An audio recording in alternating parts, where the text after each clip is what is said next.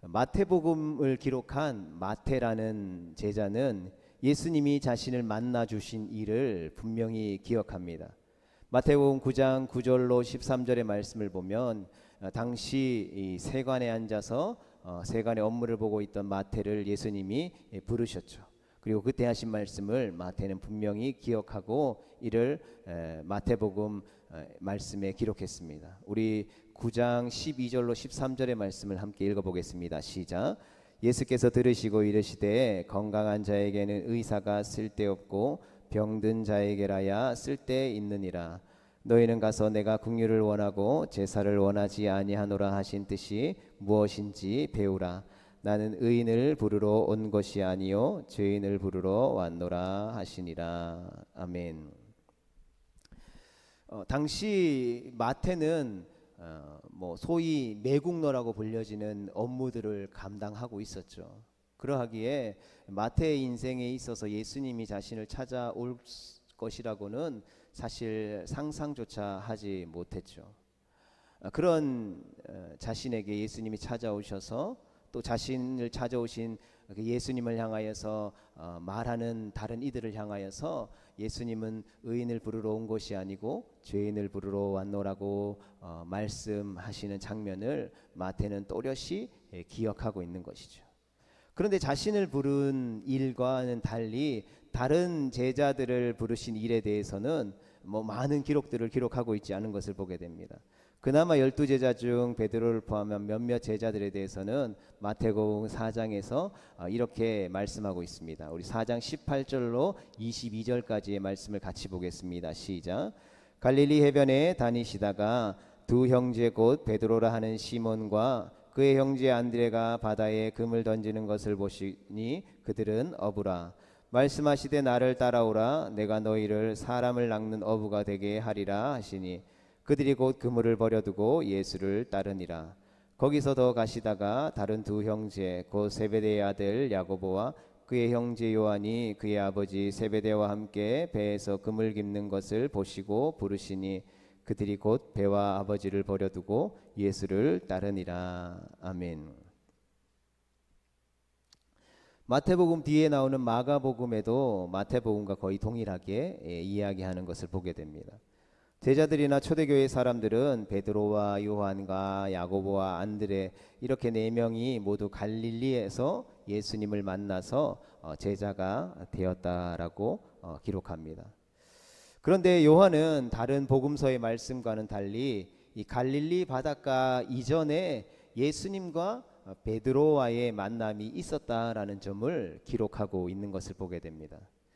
앞에서 언급한 이 네 명이 예수님을 만나게 된 그 시작점에는 바로 세례 요한이 있었습니다. 세례 요한이 활동하던 당시에는 많은 젊은이들이 이 세례 요한에게 몰려갔습니다. 그리고 그를 따랐죠. 왜냐하면 당시 세례 요한은 400년이라는 시간, 구약 성경을 마무리하는 말라기의 선지자의 말씀이 선포되어진 이후에 400년 기간 동안 나타나지 않았던 선지자와 같이 보였다라는 것이죠. 또 오랫동안 이 유대인들이 기다려왔던 메시아가 곧 오실 것을 강력하게 선포했기에 하나님의 나라에 대한 갈망이 있었던 젊은 많은 신앙 깊은 유대인들 중에 많은 사람들이 그 세례 요한이 광야에서 외치고 선포하는 그 말씀을 듣고 그의 세례를 받은 이후에 그의 제자가 되어 그를 따르게 되죠. 세례 요한이 예수님을 만나고 그분이 그리스도이심을 확인하게 되는 순간 우리가 지난 시간에 살펴보았던 것처럼 자신들의 제자들에게 예수님을 소개하고 그 제자들을 예수님께로 보내게 되죠. 이때 예수님을 알게 된 두 명의 제자가 바로 요한과 안드레였다라는 것이죠. 그래서 요한복음 1장 40절의 말씀을 보면 요한의 말을 듣고 예수를 따르는 두 사람 중에 하나는 시몬 베드로의 형제 안드레라 했습니다. 안드레는 자기 형제 시몬을 찾아서 메시아를 만났다라고 말하고 그를 예수님께로 데리고 옵니다. 요한복음 1장 41절에서 42절 상반절의 말씀을 같이 읽어보겠습니다. 시작. 그가 먼저 자기의 형제 시몬을 찾아 말하되 우리가 메시아를 만났다 하고 메시아는 번역하면 그리스도라. 데리고 예수께로 오니. 아멘. 여러분, 안드레는 참 대단한 사람인 것 같습니다.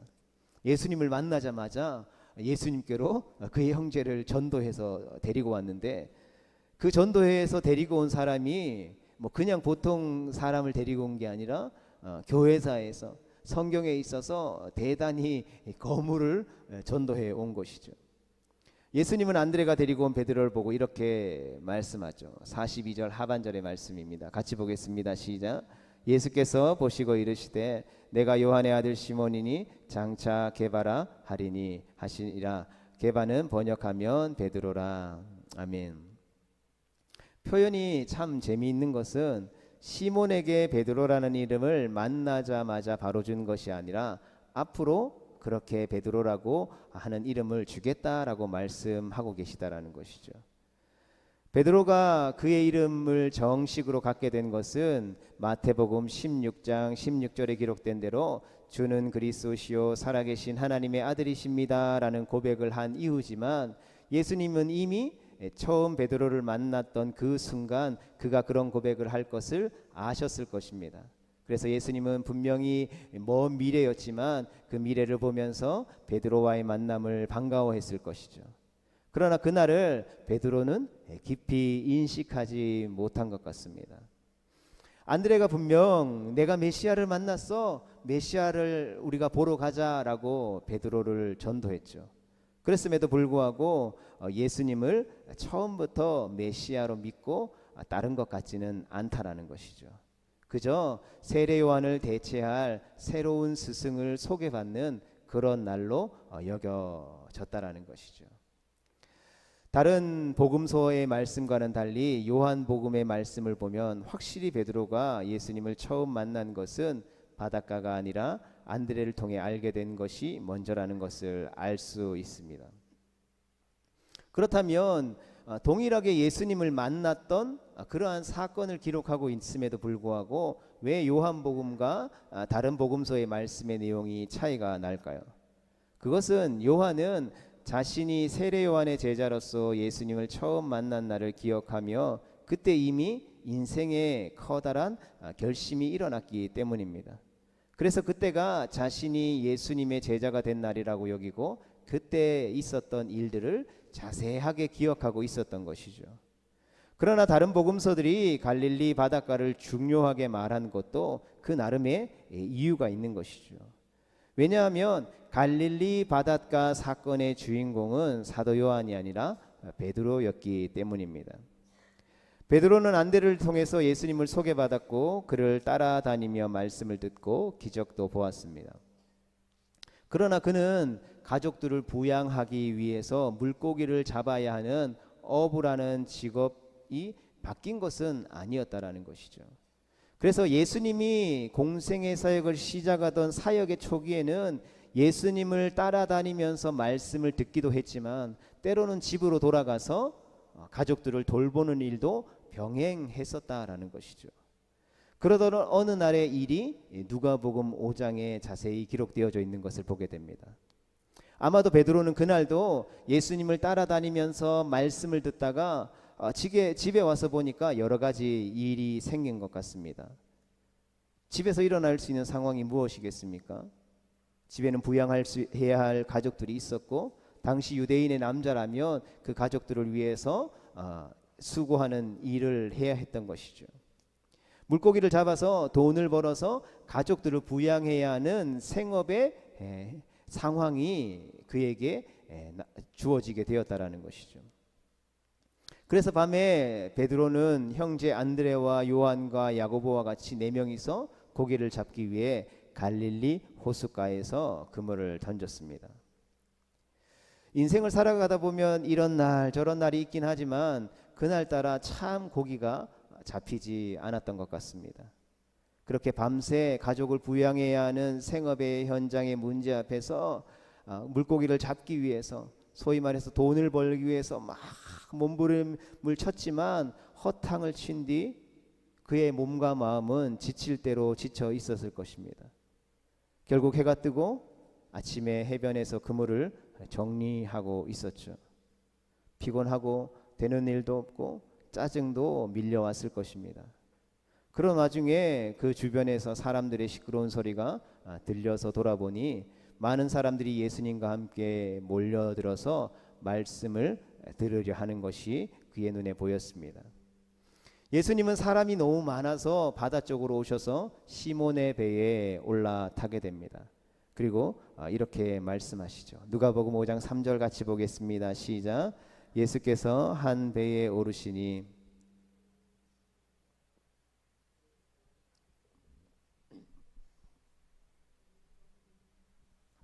아멘. 그러니까 베드로는 배에서 그분의 말씀을 이제 함께 듣게 됩니다. 어쩌면 하루 종 밤새도록 물고기를 잡고 허탕을 치고 물고기 잡던 그물을 정리하고 이제 집에 돌아가서 잠을 청해야 했기에 어쩌면 피곤함에 설교를 듣다가 졸았을지도 모르죠. 말씀을 마치신 예수님은 괭한 베드로의 눈과 텅 빈 배를 보시고는 베드로를 향해서 이렇게 말씀하시죠. 깊은 데로 가서 그물을 내려 고기를 잡으라라고 하십니다. 이에 베드로가 이렇게 말하죠. 5절 말씀 같이 보겠습니다. 시작.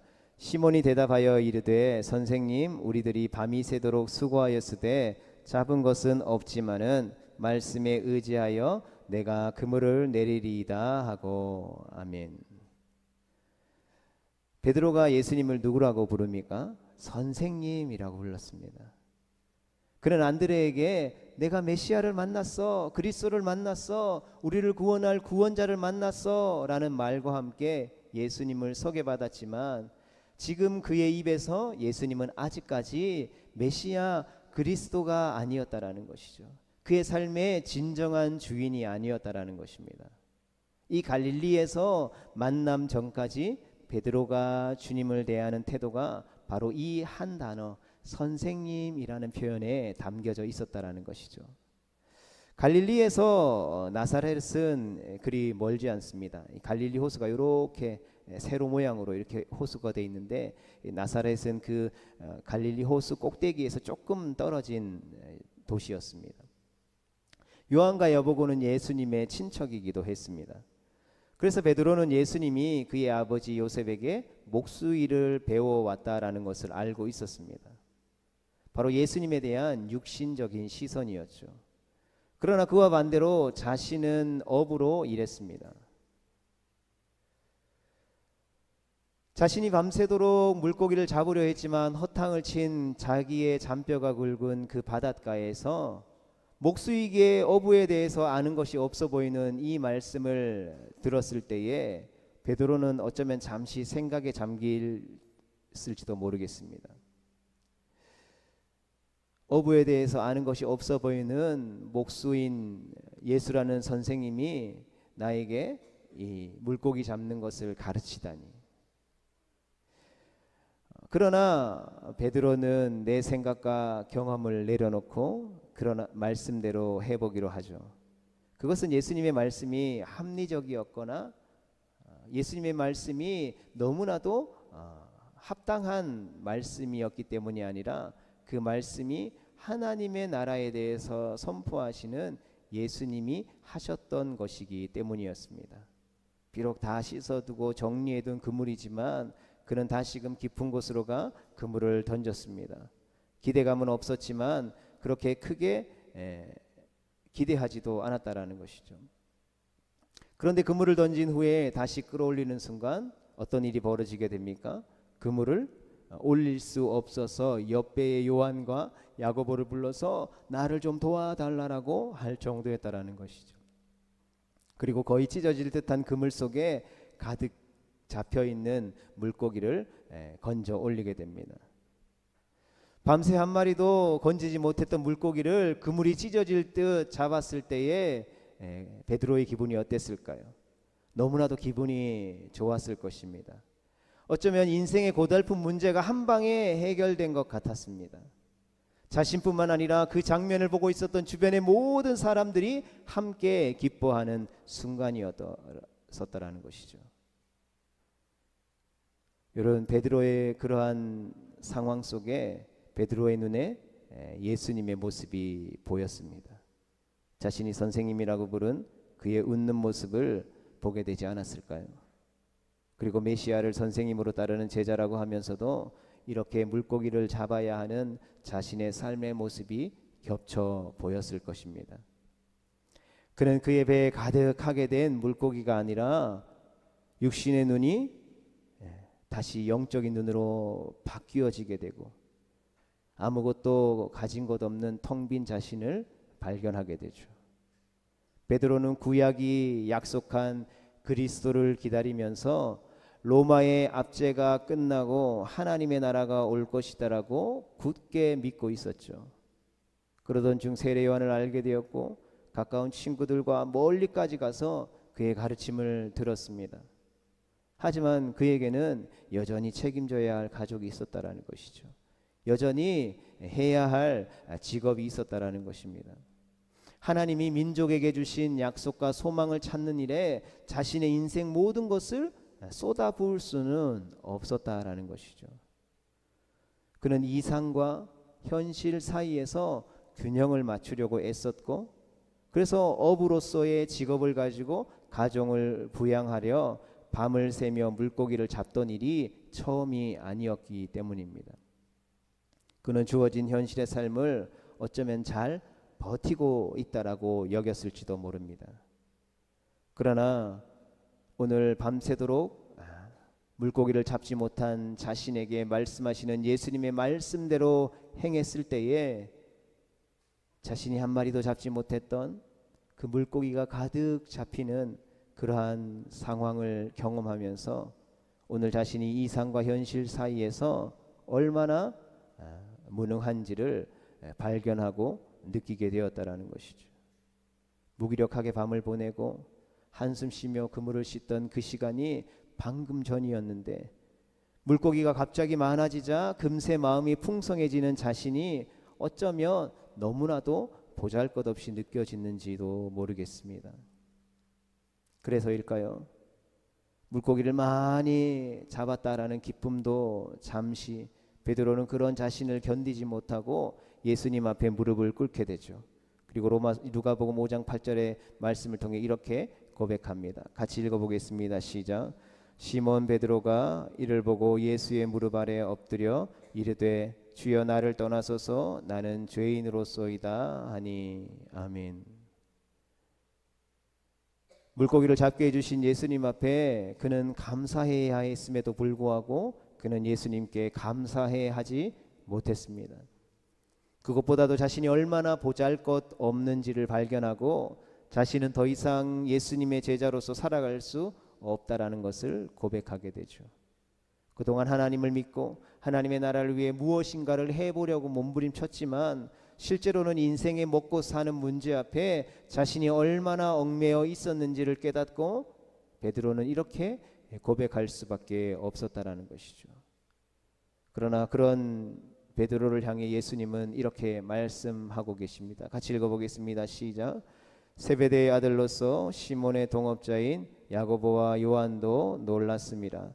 예수께서 시몬에게 이르시되 무서워하지 말라 이제 후로는 내가 사람을 취하리라 하시니 아멘. 성도 여러분, 이 순간 바로 베드로가 예수님을 만나게 되었습니다. 이 날이 바로 베드로가 그리스도이신 예수님을 만나게 된 날이었다라는 것이죠. 그때부터 그는 결심하게 됩니다. 11절의 말씀입니다. 같이 읽겠습니다. 그들이 베드로를 육지에 대고 모든 것을 버려두고 예수를 따르니라. 아멘. 할렐루야. 베드로는 거기서 사람을 낚는 어부가 되었습니다. 인생에 먹고 사는 것보다 더 중요한 가치가 있다라는 것을 발견하고 이제는 그 가치를 위해 살아가기로 결단했다라는 것이죠.